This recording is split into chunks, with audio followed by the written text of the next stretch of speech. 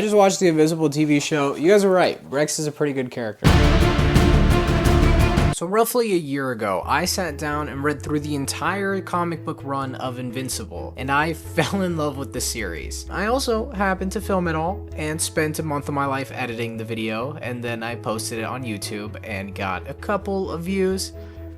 And I got hit with a bunch of comments that honestly really confused me. Let's take a look at some of these. I never want you to talk about Rex, my glorious king, sacrificing himself to stop an Invincible. I was really confused about this one. I didn't really know why people liked Rex. Why did you skip the Invincible War? The Invincible War was like a couple pages long. It felt very insignificant. There's a bunch of other really interesting things that people said, but the overarching one, the biggest one that people kept commenting over and over and over, that I knew it was gonna happen, was, can you please check out the show? That's my numerical number value if you really cared. This video isn't meant to be sort of like a review. I have a lot to say. A lot of things that people were saying in the comments on that previous video, it just felt so weird to read. It felt like we were checking out two different versions of the series. That's because we were. I didn't realize how different the TV show is from the comic book. Because the show isn't a retelling of the Invincible story like what I and many others probably thought, but an actual reconstruction of the entire thing. Characters who I didn't really think stood out before now have time to get developed. One-off side stories that I thought were so boring, dude, got completely altered and now actually fit and make sense in the overarching narrative. And the main story of Invincible, the reason why we even check out this series, it's been enhanced. Like, genuinely, some of these amazing moments are so much cooler in the show. I am so lonely. All the other Viltrumites are scared of me. That's genuinely like my favorite line in the entire show. It is so cool. I've been repeatedly saying it to myself for like the past week. Okay, now I gotta get this down. Ta-da! Look what I made. So since there's a lot of changes in the Invincible story, big and small, I figured I would compile a top 10 list of my favorite changes and talk to you guys about it. Top 10 favorite changes. Let's do this thing. Number 10, the Guardians fight. The Guardians of the Globe had such an underwhelming conclusion in the comics, with their overall death scene being about 2 pages long. This was obviously something I was really bummed about in my initial read through of the story, because I felt like it was wasted potential. There was definitely room to have something a lot more fleshed out and exciting for this section of the story. And it seems like the showrunners agree with that point. Not only is the fight so much more brutal and action-packed in the show, but it does a really good job in setting up just how strong the Guardians of the Globe actually were and how much stronger Omniman is, which makes him even more horrifying when we get into later aspects of the story. Number 9. How quickly things happen. This is just me thanking the showrunners for speeding up things in the story so that moments hit even harder. Because think about the ending of season 2. Anessa starts showing up and causes mayhem, crashing Mark and Amber's date, which was just genuinely insane. But then directly following after that, Amber and Mark break up, which was also actually insane. And then directly after that, we have a phone call from Mark's mother, but it's not Mark's mother, it's Armstrong Levy. And he's like, hey, I have your family, Mark, come home. And it's like, dude, I don't know. It was just like a crazy couple of events stacked right on top of each other. It was insane how everything was structured. And then there's also the final 2 episodes of season 3 where the Invincible War happens. And then directly after that, Conquest appears, which honestly, I'm pretty sure that's exactly how it goes in the comics as well. But the writing and everything just felt a lot tighter. It was just genuinely so shocking when Conquest appeared. Stand ready for my arrival, worm. Oh my god. Next up, we have number 8. A lot of the side stories got altered for good reason. I just want to make it clear, I adore the Invincible comics. I think the entire story is really good, but it definitely has its slower moments, especially in that first 1/3 of the story. There's a lot of side stories after Omni-Man has left that honestly feel pretty pointless and just overall very slow. We have Mark going to Mars and everything that happens as a result of that, which I never really found that interesting. We also have Mark going to Atlantis to date a fish.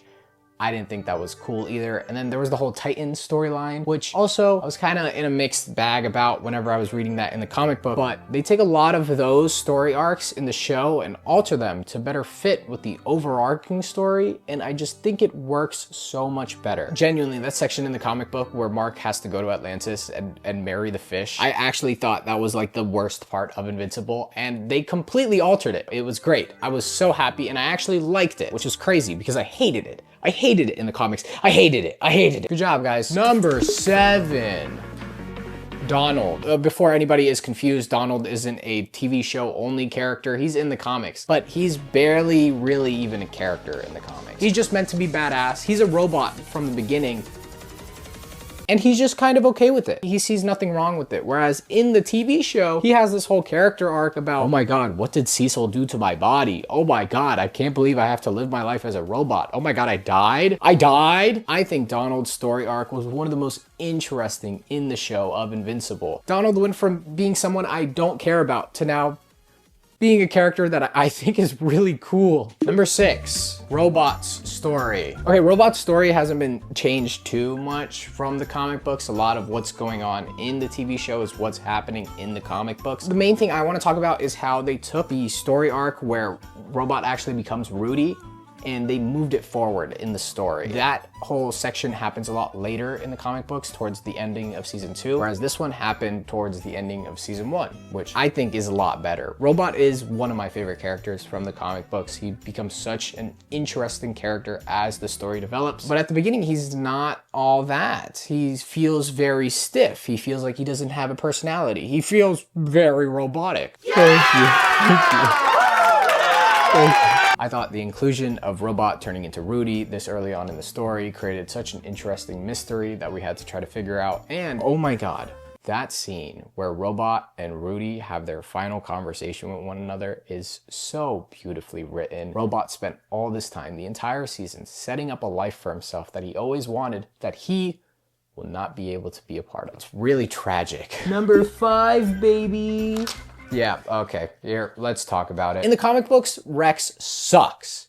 Like, he actually sucks. I don't think anybody can actually defend him here because he doesn't really get a redemption arc in the comics. He's just a scumbag who screws over Eve and is an asshole to everybody around him. He was just annoying. But now, after watching the TV show, it is kinda like, ah, dang it, Rex is dead. Because for how annoying and outspoken of a character he is, there was some real heart there, and there was signs of a guy who was genuinely trying. Rex was trying to get better. Rex was trying to be better. And that was also thanks to the fact that Shrinking Ray, their gender was swapped from a dude to a female. They used to be a dude in the comics, and they served no purpose. But in the TV show, they become a girl. And they're actually like an integral part of Rex's redemption arc. It's really nice. It's really sweet what they did with that character. I'm a little suspicious of Rex's death in season 3 just because we don't get to see his skeleton. We don't get to see his body, which we did in the comics.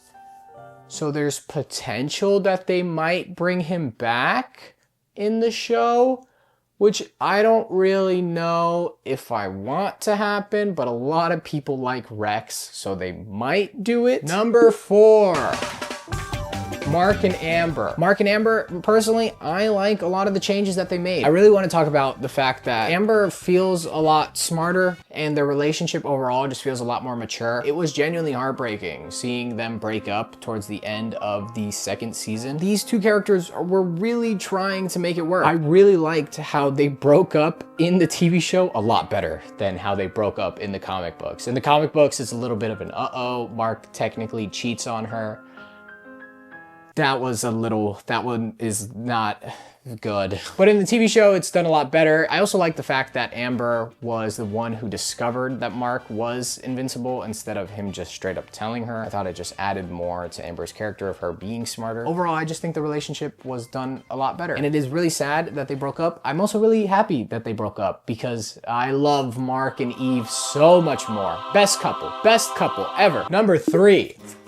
Cecil's impact. Don't get me wrong, Cecil in the comic books is one of those characters that is very well written, but I think he's written even better in the TV show. For some reason, in the comic books, I always felt a little off about the guy, though I saw where he was coming from. I never really fully got it, but in the TV show, I get it. Like, I think everything is made a lot more clear. I think Cecil as a figure, whenever he shows up, a lot more impact. There's moments where characters are having conversations in Mark's house, and I just have this creeping feeling in the back of my mind that Cecil is watching. Like, Cecil feels like he is everywhere and nowhere at the same time, and I really like it. And the characters in the show definitely understand that as well, especially towards the end of season 3, where Mark is calling out for sea salt. Awesome. The main thing that I thought was super cool with Cecil's character that they added that wasn't in the comic book was that scene where he's teleporting around Omni-Man towards the end of season 1 while talking to him, and Omni-Man like flies at him really fast to grab his tie to kill him, but Cecil like teleports out of there and he's like, oh, he almost got me. Wow. Just genuinely wow. Like, Cecil doesn't, he's just a human, and he just went toe to toe with a Viltrumite and survived. That was sick. I think Cecil is so cool, and I agree with him on everything that he says to Mark. He does feel like a little bit of a gaslighter at times, but you know, he's just trying to protect America. You know, you can't be a good guy and save the world at the same time. Number 2.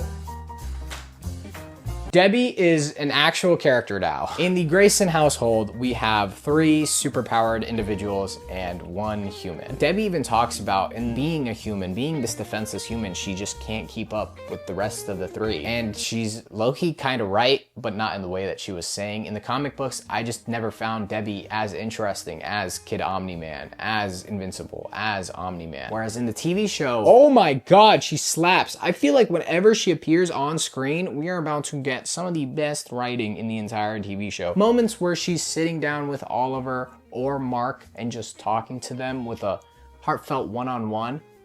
Beautiful scenes. Or earlier on in the seasons when she was trying to uncover what was going on with Omni-Man, I just think that was so fascinating. Even scenes on her own, those quiet moments where she's just grieving about the loss of everything that's happening in her life. It's so well done. Debbie is actually such a stellar character in the TV show, and they didn't do a lot of this stuff in the comics. Debbie honestly became very forgettable in my eyes in the comic, but in the TV show, oh my God, she's one of my favorites. Boom, boom, boom, boom, boom, boom, boom, boom, boom, boom, boom. We're at number 1. This is my favorite change in the entire story of Invincible when it comes to the TV show over the comics. You might be able to guess what it is. It's really simple. It's the Omni-Man crash out. So yeah.